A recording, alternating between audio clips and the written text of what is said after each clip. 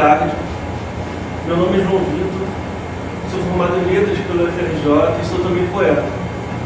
Boa tarde, gente. Eu sou o Marcos Caetano, sou poeta e fotógrafo. Gostaríamos de agradecer primeiramente ao FestFIC, ao professor Diogo Santos, que coordena o projeto Educação Poética. E podemos começar. A nossa proposta, a mais importante da nossa proposta, é a criação. Esse discurso que gira em torno dessa criação não tem tanta relevância para nós.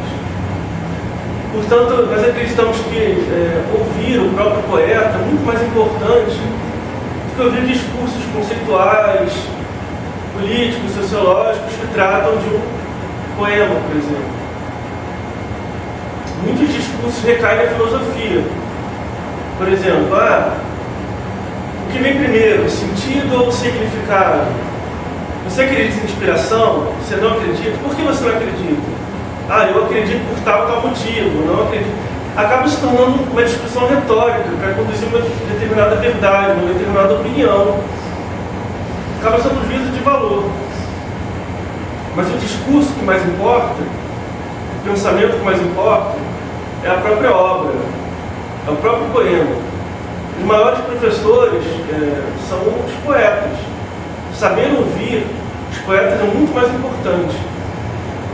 Não é necessário que o poeta ou o artista saiba, tenha uma opinião sobre inspiração, sentido, significado. Não há a menor necessidade, isso não vai afetar a obra. São considerações a posteriori. O que se dá a priori, primeiramente e originalmente, é a criação. Então, a minha fala está sendo breve, porque a proposta é que vocês criem a partir ou não do que iremos propor para vocês. Podemos pensar a questão da técnica. Qual será a importância da técnica? A técnica é importante? Por que não é ou não é importante? O que vem a ser a técnica? Bem, se você é um artista, é um poeta, você já está naturalmente imerso na técnica. Independente de ter consciência disso ou não. Independente de saber o que é a métrica, o que são as acentuações internas, as aliterações, as rimas, etc. Muitas das vezes uma técnica mais intuitiva, natural, é muito mais elaborada do que uma técnica daquele que tem noção e consciência daquilo que está fazendo. Mas o fato é que é impossível se libertar da técnica se você é um poeta. A técnica, na verdade, é um grande labirinto. Você vai entrando, se aprofundando cada vez mais. Você pode sair de uma técnica para outra, e para outra, e para outra, e retornar para o anterior. Mas não há possibilidade de você se livrar da técnica. E algo extremamente importante, tecnicamente falando, é o número. O que é o número, poematicamente falando? O que seria o número? O número é, na verdade, uma unidade sonora que, para existir, para figurar, precisa de dialogar com outras unidades sonoras. Sílabas que dialogam com outras sílabas, versos com outros versos. O número é o que constitui o diálogo, é o responsável por toda a técnica e por toda a musicalidade. Acredito que não há poesia sem número. Mesmo os versos livres são constituídos por número. Esse nome, verso livre, dá uma ideia de uma certa liberdade, mas não se pode fugir do diálogo que há entre os versos. Os versos não são aleatórios. Tem uma técnica ali, essa técnica é numérica, e essa técnica produz a musicalidade do diálogo. A partir do número. Eu acredito que a parte mais importante para constituir um poema, para trazer ritmo, são os vogais tônicos. As vogais tônicas que dão ritmo marcam posicionamentos. Esses posicionamentos são importantes para constituir memória, para a memória, para a memorização. O poema é arte da memória, não é arte da escrita, não é uma arte literária, é muito anterior a isso. E resgatar essa arte primeira da poesia é pensar simplesmente na música. O que mais existe hoje em dia é a prosa disfarçada de verso, poemas prosaicos que contam uma história, mas se esquece do ritmo do mundo. Se esquece da técnica. Bem,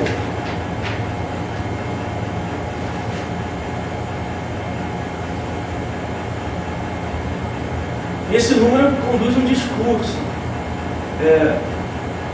Também tem uma questão da narrativa, né? A poesia é um discurso, é uma narrativa, narra uma realidade, narra a si própria.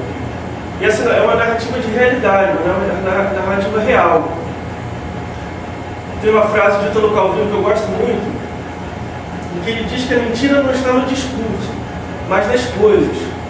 Então as coisas que não são acessíveis, mas há o discurso que é verdadeiro. Se eu digo uma palavra, por exemplo, como cavalo, cada vez que eu disser a palavra cavalo, o cavalo é trazido à presença, é evocado. É possível ver a imagem, ver e ouvir a imagem do cavalo.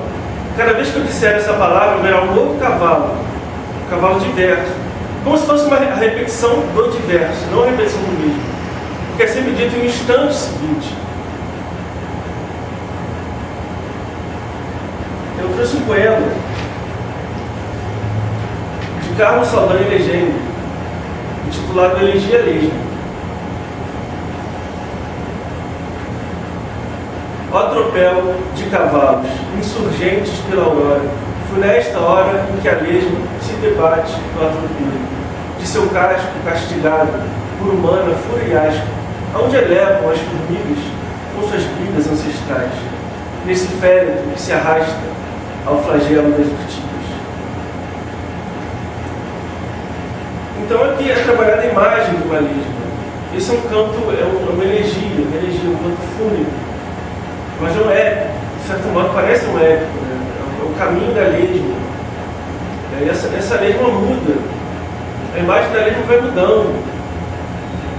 Ela é renovada cada vez que é pronunciada em todo o poema. O poema nunca se esgota, a repetição não se esgota. E a minha proposta, que eu proponho para vocês, que eu trago para vocês, para a criação de vocês é a questão da repetição. Talvez a repetição seja a parte mais importante de toda a técnica. A repetição das vogais, das rimas, principalmente das vogais. As repetições são alterações em alguns momentos. Repetição de fonemas, por exemplo. Eu vou ler um poema que se repete uma frase constantemente. De Domingos Carvalho da Silva, intitulado Lirismo. Ela subiu a montanha com uma rosa na mão. Contemplou o mundo à distância com uma rosa na mão. Depois se atirou no abismo com uma rosa na mão. E foi sepultada ontem com uma rosa na mão. Quer dizer, essa frase é repetida incessantemente, nunca se esgota. Sempre é uma nova frase que é dita em um novo instante, um novo momento. Sempre haverá uma nova rosa, uma nova mão, uma nova palavra, uma nova imagem no espaço-tempo, de acordo com esse movimento temporal, essa temporalidade da poesia. Poesia é arte do espaço-tempo, da espaço-temporalidade. Da música, que produz essa memória que é espaço-temporal também. E a memória da poesia é uma memória do futuro, do passado e do presente. O poeta, de certo modo, é um profeta, porque as coisas que ele diz são futuras, passadas e presentes, e o futuro e o passado se confundem nessa presença do poema. Mas o importante não é, talvez não seja o discurso. Nada do que se, talvez algumas coisas que eu falo não tenha tanta importância. Mas a proposta, a partir pelo menos do que foi ouvido desses poemas, ou não, trabalhar poemas, eu quero, se vocês quiserem, se propuserem isso, trabalhar poemas em que haja repetições de frases. Pegar determinadas frases de poemas que vocês conhecem, gostam, ou que vocês próprios produziram. Pensar essa repetição. Tentar trabalhar a musicalidade e o ritmo a partir dessa repetição. Mas vocês estão livres para fazer o que vocês quiserem. Passo a palavra agora para o meu amigo, o poeta Marcos Caetano. Obrigado. Então, gente, boa tarde. Depois que o João falou, eu tenho muito pouco a falar. O cara fala bem. Eu vou ficar com a parte da tradução. A poesia como tradução. Então, entender a poesia como um processo tradutório. Porque o que é a tradução? A gente entende a tradução, naturalmente, num sentido muito estrito, como a tradução de um texto de uma língua de origem para um outro texto, uma língua de chegada. Então, ela vai basicamente consistir de adaptar esse texto para ser dito em outra língua. Isso é tradução, evidentemente. Mas eu quero defender aqui não só a poesia, mas todo o processo poético, criacional, artístico, como um processo que é intimamente tradutório. Por quê? A gente traduz o tempo inteiro. A gente não percebe, mas a gente traduz o tempo inteiro. A gente traduz as diversas narrativas que estão em diversas linguagens para outras linguagens. Então a gente está o tempo inteiro nesse processo.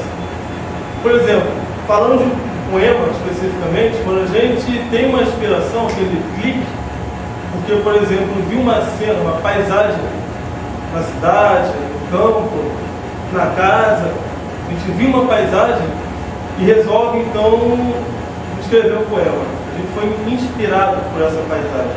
Essa paisagem é uma linguagem visual. Quando a gente faz um poema inspirado nessa paisagem, a gente está fazendo uma tradução. A gente traduz essa paisagem em verbo, ou seja, em poema, em discurso. Porque, na verdade, a tradução ela é de discurso, ela é de narrativa. Então, aquela paisagem é uma narrativa. É uma narrativa que a gente vai transpor para uma outra linguagem. Porque a tradução ela vai se dar entre as múltiplas linguagens. A gente pode traduzir da linguagem tátil, por exemplo, para a linguagem auditiva. A gente pode traduzir da linguagem visual para a linguagem tátil. A gente pode traduzir da linguagem do paladar para a linguagem verbal. São essas múltiplas linguagens que a gente possui o tempo inteiro que vão estar no processo de tradução. Então essa tradução que se dá, ela na verdade pode ser, por exemplo, dando um exemplo mais concreto, ela pode ser a tradução de um livro em um filme. É uma adaptação. Porque a tradução ela acaba sendo sempre a criação de algo novo. Ela acaba sendo a modificação. Ao modificar, algo diferente surge. Talvez seja o mesmo, talvez não seja. Eu acho que essa discussão filosófica nem cabe aqui. Mas se a gente pega um livro que foi adaptado para filme, isso é um processo de tradução. São linguagens traduzidas, são linguagens transpostas, modificadas, ditas de uma outra forma. Então, é nesse movimento que a gente está o tempo inteiro. A gente está sempre traduzindo alguma coisa. A gente está sempre pegando algo de uma linguagem e transpondo para outra linguagem. A ideia que a gente tem quando vai fazer um poema, e esse poema que está pronto, há entre eles uma tradução. A música que me inspira, a conversa que eu tenho, mesmo na cabeça, eu tenho aquela ideia, eu construo o poema todinho na minha cabeça, ritmamente, sonoramente, com uma determinada dicção, e quando eu escrevo esse poema ele vai sair diferente, porque já foi traduzido. Uma linguagem, poderia dizer, das ideias, como a ideia se diz e como o poema é dito através do som. Então todo esse processo de tradução, ele é um processo de criação. Todo processo de criação, ele é esse processo de tradução. Mesmo quando eu estou traduzindo um poema de de uma língua para outra, eu vou ter que mudar a linguagem. Por exemplo, pegando uma carona no que o João disse, esse ritmo, ele falou, o ritmo é muito importante. Ele disse, a repetição é muito importante. Mas como eu vou repetir, então, um poema de uma língua, por exemplo, inglesa para portuguesa? Repetir o verso, no caso. A tradução inclusive uma tradução da repetição, do ritmo, da dicção. Mas não só disso, as imagens também que vão ser ditas, a imagem que faz sentido em uma língua não faz em outra, então ela também é traduzida. Quando eu leio um poema, ele também é traduzido porque ele é interpretado. A tradução é uma forma também de interpretação. Tanto é que quando se traduz um poema, se traduz uma linguagem, essa tradução ela acaba criando algo novo. E esse algo novo cria no passado a possibilidade desse próprio algo, dele mesmo. Então, por exemplo, num poema, traduzir um poema. Esse poema traduzido, ele vai criar no poema original, ou seja, no poema que está no passado dele, uma nova interpretação graças à própria tradução. Então, a tradução era um processo enriquecedor, porque é um processo criativo, um processo que instaura o novo. Eu vou ler um poema de uma poeta peruana que eu gosto muito, e ele vai chamar da Rosela de Paulo. Ele vai ilustrar muito bem, na minha concepção, a tradução de uma imagem ou de uma linguagem mesmo. O corpo é uma linguagem, então ele vai traduzir o corpo em verbo. O poema vai traduzir o corpo em verbo, a poeta vai traduzir o corpo em verbo. O nome do poema é Corpo que Habito. Ele é assim: nos braços de meu corpo estou em seus pés me guiando. De meu corpo sou filha única, e em sua pele por inteira afundo. Sem meu corpo não há voz, nem minha ou tua voz. Sem as orelhas de meu corpo, nem teu corpo, nem sem os olhos do meu, sem as mãos suas. Ama este corpo que eu habito, abre-me suas janelas e me tece, e destece a cada dia que surge. É meu corpo quem fabrica as palavras, a consciência de estar, de ser aqui. Porque ele quer, e se não quer, então nada, de nada. Então o corpo ele foi escrito em verbo, ele foi transcrito para verbo. Isso é um processo de tradução também. Embora esse poema também tenha outro processo de tradução, ele foi originalmente escrito em alemão, em espanhol. E foi então transposto para a língua portuguesa. Então há pelo menos duas traduções: do corpo em poema em espanhol e do poema em espanhol em poema em português. Mas ainda há mais traduções. Na verdade, há micro traduções, há macro traduções. Há traduções em cada processo de construção do poema.